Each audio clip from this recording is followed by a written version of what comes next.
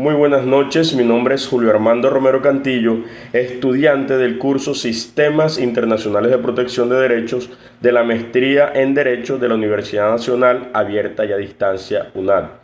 En esta presentación realizaré un análisis del caso conocido como la masacre del Mozote, desde la perspectiva del derecho internacional humanitario y todos los sistemas internacionales de protección de derechos humanos. La masacre del Mozote, cabe resaltar que ocurrió entre el 10 y el 13 de diciembre de 1981 en el departamento de Morazán del país de El Salvador, en el contexto del conflicto armado interno que enfrentaba en ese momento el gobierno salvadoreño con los grupos guerrilleros, grupos al margen de la ley. Durante esta operación militar, el batallón Atlacat del ejército salvadoreño ingresó a diferentes comunidades y ejecutó una de las peores masacres de la historia registrada en América Latina.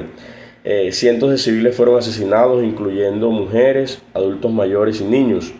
Respecto de la clase de violación presentada en este caso, se puede evidenciar que fueron graves vulneraciones a los derechos humanos y al derecho internacional humanitario, entre ellas ejecuciones extrajudiciales, homicidios de población civil, desapariciones forzadas, torturas y violencia contra personas que no participaban directamente en las hostilidades, o sea, una afectación total para la población civil. Esta conducta constituyó una violación gravísima al principio de distinción, el cual es uno de los principios fundamentales del derecho internacional humanitario, que obliga a diferenciar entre combatientes y población civil.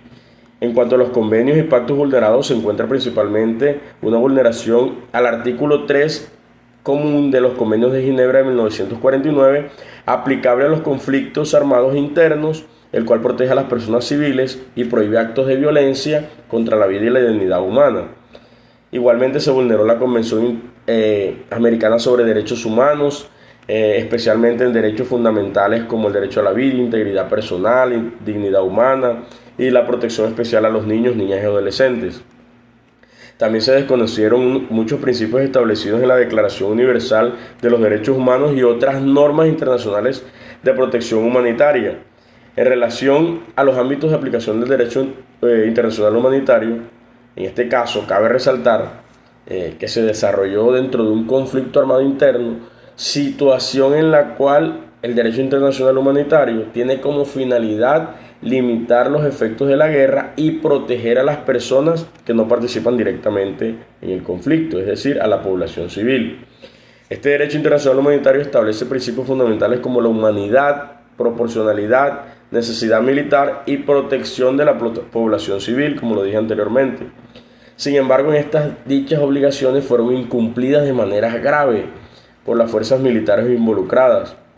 Las fuerzas militares cometieron un grave error y vulneraron totalmente los derechos de la población civil. Se produjo la muerte de cientos de civiles y a causa de ese incumplimiento del derecho internacional humanitario, este caso dejó profundas afectaciones humanas, sociales y jurídicas. Afectaciones psicológicas para todos los sobrevivientes y familiares de las víctimas mortales. Y además que duraron muchos periodos, largos años de impunidad.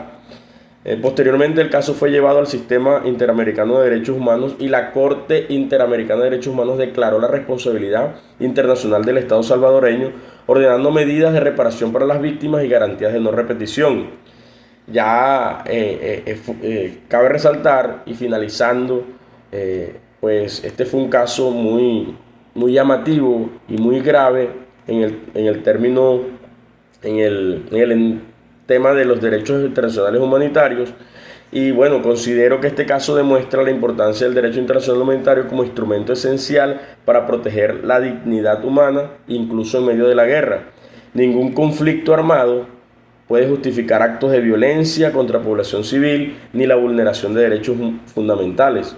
Además, este caso también evidencia la necesidad de fortalecer la justicia internacional y los mecanismos de protección de derechos humanos para garantizar la verdad, la justicia y reparación a las víctimas. Muchas gracias.